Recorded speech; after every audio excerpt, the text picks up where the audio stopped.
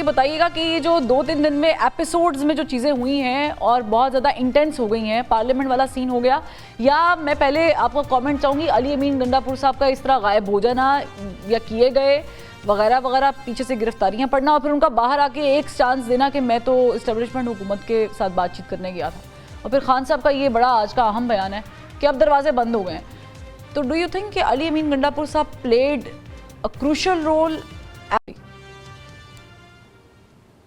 دیکھیے، علی امین گنڈا پور ہیں یا جو باقی لیڈرشپ ہے اور لوگ کے پی میں جو حکومت ہے، وہ ایک بڑے ٹائٹ روپ کے اوپر جو ہے وہ چل رہی ہے. ایک طرف تو ان کی جو کانسٹیٹوئنسی ہے اس میں جو سینٹیمنٹ ہے وہ بہت اینٹی اسٹیبلشمنٹ ہے، اور وہ لوگ چاہتے ہیں کہ وہ سخت گفتگو کرے. ان کے جو آفیسز ہیں، ان کی جو ذمہ داریاں ہیں، وہ ان کی ڈیمانڈ جو ہے وہ ظاہر ہے ریکنسیلیشن ہے، اور وہ ایک بڑے ٹائٹ روپ کے اوپر چل رہے ہیں. تو to be fair with them, ان کا جاب آسان نہیں ہے، ان کی کام آسان نہیں ہے. اور عمران خان دیکھیں، ظاہر ہے کہ ان کی پالیٹکس کو اگر آپ فالو کریں، عمران خان نے کبھی لوگوں کے سینٹیمنٹ سے ہٹ کے کوئی لائن نہیں لی زندگی میں. انہوں نے پوری کوشش کی پچھلے دنوں، انہوں نے عمران خان نے کہ ایک ٹیمپریچر کو نیچے لایا جائے، جس میں انہوں نے کہا کہ جو سپہ سالار ہیں وہ نیوٹرل ہو جائیں، فوج جو ہے وہ سب کی ہے، ہم اپوائنٹ کر دیتے ہیں بندہ، آپ اپوائنٹ کر دیں. لیکن اس کا مجھے لگتا یہی ہے کہ جواب اس طرح سے نہیں آیا جس طرح سے آنا چاہیے تھا، جس کی وجہ سے اب ان کے پاس بھی آپشنز جو ہیں وہ بڑی کم ہے، سپیس جو ہے وہ بڑی کم ہے. لیکن یہ جو علی امین گنڈا پور صاحب کی، میرا سوال وہیں پہ رہ گیا چوہدری صاحب، لیکن جو علی امین گنڈا پور صاحب کا رول تھا ان بٹوین، وہ 22 اگست کا جلسہ ملتوی کرنے کے بیچ میں بھی ان کا رول تھا، کیونکہ پیغام ان تک پہنچا تھا، پھر اعظم سواتی کو کہا گیا تھا. تو انہوں نے کام فکس کیا کہ بگاڑ دیا؟ کیونکہ تقریر میں جو انہوں نے کہا اس کا ایفیکٹ بڑا زیادہ پڑا ہے. دیکھیں، ان کا ایفیکٹ تو 10 گھنٹے 8-10 گھنٹے ہی تھا، لیکن اس کے بعد تو پارلیمنٹ پہ جو حملہ ہوا تو وہ تو پھر سارا ان کی سپیچ تو پیچھے رہ گی نا. تو ایفیکٹ یہی تو میں آپ کو بتا رہا ہوں کہ ان کا پرابلم یہی ہے کہ ان کا ایک کام بڑا مشکل کام ہے. انہوں نے دونوں چیزوں کو مینج کرنا ہے، ایک درمیان میں چلنا ہے. لیکن اس میں تو کوئی شبہ نہیں ہے کہ تلخیاں تو بہت بڑھ گئی. جو 2-3 ایونٹس ہوئے ہیں اور اگلے جو 2-3 ایونٹس ہونے جا رہے ہیں، اس کا جو واحد نتیجہ ہے وہ یہی ہے کہ پاکستان کی پالیٹکس ٹرموائل کی طرف جائے گی. اس میں جو ایک سمجھیے کہ تلخیاں مزید بڑھیں گی. گرفتاریاں جو ہوئی ہیں ایم این ایز کی پارلیمنٹ ہاؤس کے اندر سے، یہ پاکستان کی تاریخ میں پہلا موقع ہے کہ اس طرح کا کوئی کام جو ہوا. اس سے پہلے صرف 2 مواقع کے اوپر ایک جاوید ہاشمی صاحب کو پارکنگ لاٹ سے اریسٹ کیا گیا تھا مشرف صاحب کے دور میں، اور اس کے بعد پی ٹی آئی کے دور میں ایک تحریک انصار جو تھی وہ آ کے انہوں نے رہنا شروع کر دیا ادھر پارلیمنٹ لاجز میں، تو وہاں پہ ان کو اریسٹ ہوئے. لیکن پارلیمنٹ ہاؤس کے اندر سے کبھی بھی ایم این ایز کو اس طرح سے گرفتار نہیں کیا گیا. مجھے اس سے پہلے بار سپریم کورٹ سے گرفتار کیا گیا تھا، سپریم کورٹ کی پریمیسز سے. تو تمام اداروں کی کوئی وقت، کوئی حیثیت، کوئی عزت، ہم نے فیصلہ جب کر لیا ہے کہ چھوڑنی ہی نہیں ہے. اور ملک دیکھیں 22 کروڑ لوگوں کے پیچھے، ہر ایک کے پیچھے آپ نے سپائی نہیں کھڑا کرنا ہوتا، پرسیپشن پہ حکومتیں چلتی ہیں. بٹ انفارچونیٹلی ابھی تو مجھے لگ یہی رہا ہے کہ اگلے جو 2-3 ایونٹس ہیں، دیکھیں اب لاہور میں جلسہ ہونا ہے، انہوں نے جلسے کی اجازت نہیں دینی، اس کے نتیجے میں تلخی مزید بڑھے گی.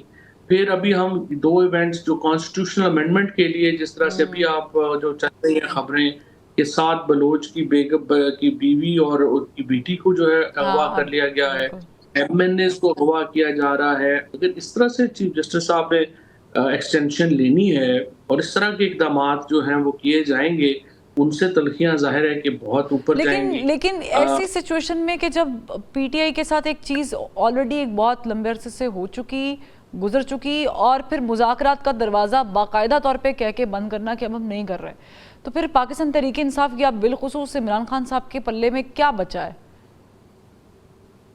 نہیں، دیکھیں دروازہ تو بند کر دیں، بٹ کھڑکی تو کھلی ہی رکھنی چاہیے نا، تاکہ ہوا کھڑکی آتی سے تو رہے. لوگ ہوا آتی رہے. وہ शकीब जलाली साहब के शेर है कि गुफ्तगू कीजिए, फितरत इंसानी है शकीब, जाले लग जाते हैं बंद मकानों में।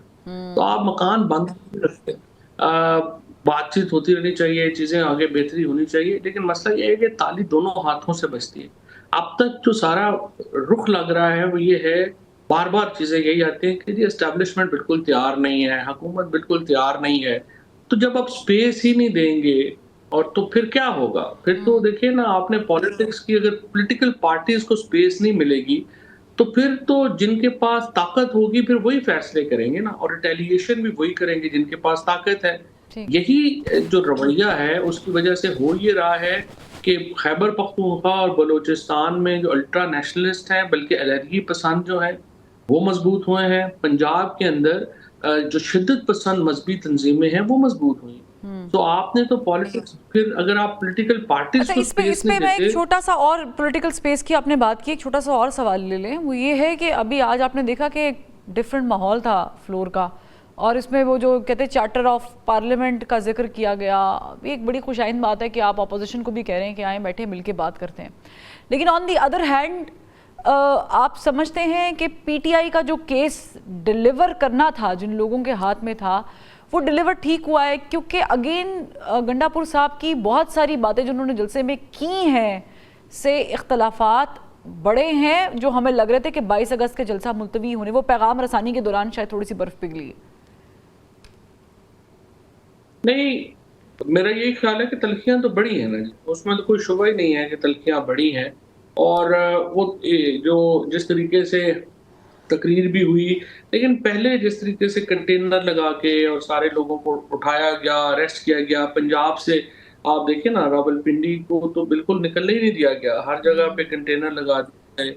प्रॉब्लम यही है कि अभी तक तो देखिए कोई मुझे ये नजर नहीं आती है ख्वाहिश एस्टैब्लिशमेंट की तरफ से कि कोई पीटीआई से कोई बातचीत करनी है। और जब ये ख्वाहिश नहीं है तो फिर पीटीआई के पास तो सच्ची बात है फिर कोई स्पेस नहीं है, और स्पेस नहीं है तो फिर ज़ाहिर है तल्खियां बढ़ेंगी। पॉलिटिक्स में तो जिस तरह मैं और आप अभी बात कर रहे थे पहले, पिछले कुछ देर पहले, कि देखिए आपने जगह तो एक आपस में कोई बातचीत ही करेंगे तो आगे बढ़ेंगे ना। दूसरा जो हल है या दूसरी तो चीज जो है, पाकिस्तान देखिए बांग्लादेश नहीं है। बांग्लादेश के में 97% लोग एक ही फिरके से ताल्लुक रखते हैं, उनका सेक्ट एक है, जुबान एक है, उनके दरमियान प्रोविंशियल डिफरेंसेस उस तरह से नहीं है। हमारे तो ये बड़ी ज़्यादा कॉम्प्लेक्स और पेचीदा इस सोसाइटी है, यहाँ पे बहुत लिंग्विस्टिक इश्यूज हैं, यहाँ पर बहुत ज़्यादा आपका जो है वो एक सेक्रेटेरियन इख्तलाफात हैं और चीज़ें हैं। तो ये अगर इस तरफ मामला चला गया तो ये तो फिर किसी के हाथ में नहीं रहेगा। लेकिन इसमें इस पूरे सिनेरियो में एक और बहुत इंटेंस कदम, और वो ये है कि इमरान खान साहब का मिलिट्री कोर्ट में ट्रायल, ये आप तक भी बातें पहुंची हैं, ज़रा है कि हम तक पहुंची हैं, तो सब जगह ही आहिस्ता आहिस्ता जा रही हैं। ये कितना इफेक्ट कर सकता है इस माहौल को, या वो उनका होगा भी ट्रायल? देखिए प्रैक्टिकली तो इमरान खान की पॉलिटिक्स को तो उससे कोई खास फर्क नहीं पड़ता, क्योंकि अभी भी जो जज लगे हुए हैं वो कौन सा मिलिट्री कोर्ट के नहीं है, वो बल्कि अच्छा है वहां पे कम से कम करना तो होगा। यहाँ तो सूबेदार साहब के ऑर्डर चलते हैं, जो हमारे यहाँ पे नैब के जजेस हैं उनका जो हाल है वो सबके सामने है। तो असल में ये है कि ये तो इसका प्रैक्टिकल फर्क इमरान खान की पॉलिटिक्स पे तो नहीं पड़ेगा। अलबत्ता ये जरूर है कि इससे इमरान खान के लिए हमदर्दियां और बढ़ जाएंगी, उनका पॉलिटिकल कद और बड़ा हो जाएगा, इंटरनेशनल प्रेशर पाकिस्तान के ऊपर और ज्यादा आ जाएगा। इस वक्त पाकिस्तान की जो इंटरनेशनल आइसोलेशन है वो बहुत आई वुड से कि सीरियस है अगर आप देखें। और कोई भी आपने परसों देखें कि नरेंद्र मोदी साहब जो हैं वो यूएई के सदर जो हैं मोहम्मद बिन जायद, वो पाकिस्तान तशरीफ नहीं लाए 2 साल से, लेकिन वो ऑफिशियल दौरे के ऊपर उस तरह से, और वो इंडिया जा रहे हैं, और बाका का जो एटॉमिक प्लांट है उनका उन्होंने वो इंडिया उसकी मैनेजमेंट जो है वो अब करेगा। सो इसी तरह से इसका मतलब ये है कि अरब ब्लॉक से जो हमारे ताल्लुकात हैं उनमें एक वो फ्रीज हो रहे हैं। चाइना से आप नहीं है हमारे फ्रीज हुए हैं, अमेरिका से हमारे ताल्लुकात, तो कभी ये नहीं हुआ कि सारे ही ब्लॉक्स जो हैं उनसे हमारे ताल्लुकात जो है उसमें ये सर्दमहरी हो जो हमें आज नजर आ रही है। आप देख लें, आपको याद हो, मुझे तो याद भी नहीं है कि आखिरी दफा कब पाकिस्तान के वज़ीर आज़म ने किसी यूरोपीय यूनियन के लीडर से फ़ोन पर ही बात की हो, आना तो दूर है, किसी बरतानिया के प्राइम मिनिस्टर से बात की हो, ये जो अभी आपने देखा इसहाक डार साहब गए हैं लंदन के सरकारी दौरे के ऊपर, उन्हें जो है वो बिल्कुल बिल्कुल बड़ा इंटेंस है। मुझे क्विकली एक और चीज़ पे आपका मौक़िफ़ चाहिए, वो चाहिए कि खैबर पख्तूनख्वा हुकूमत ने जो करारदाद पेश की है, टारगेट किया गया पहले जलसे में और फिर ये करारदाद पेश की कि जो जर्नैल पॉलिटिक्स में इन्वॉल्व है उनका एहतसाब वगैरह वगैरह, ऑलरेडी बहुत आग लगी हुई है, ये करना चाहिए था। ये तो तलखी का इजहार है ना, यही तो बात हो रही है कि देखिए ना, प्रॉब्लम यही है कि हम हर इक़दामात जो हो रहे हैं दोनों तरफ से, उसके नतीजे में तलखियाँ बढ़ रही हैं। अब सवाल यही है कि ये तलखियाँ कैसे कम हों? तलखियाँ कम होंगी जब बातचीत होगी। बातचीत के ऊपर एस्टेब्लिशमेंट कह जाएंगे कि हमारा इंटरेस्ट ही नहीं है। नहीं तो इदारा है उनका, उनके एहतसाब है, आप खुद कह रहे हैं कि आपका इदारा, आप एहतसाब करें, फिर उसके ऊपर आप एक और काम कर रहे हैं। नहीं, क्या इशू यही है ना, मैं सिर्फ आपसे कह रहा हूँ, ये जो चीजें आप बता रही हैं ना, ये तो एक इजहार है, it's an expression of dissent, this is not the real issue. The real issue is that Imran Khan is in the jail and people of Pakistan and Tehreek-e Insaf बुनियादी तौर पे उनको बाहर निकालना चाहती है। पॉलिटिक्स तो देखिए ना तभी नॉर्मलाइज होगी जब इमरान खान बाहर होंगे।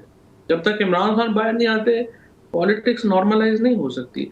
ये जो बाकी सारी चीजें हैं, ये तो एक्सप्रेशंस हैं, इजहार हैं तलखियों का, और वो चलती रहेंगी जब तक कि आप असल मुद्दा हल नहीं हो।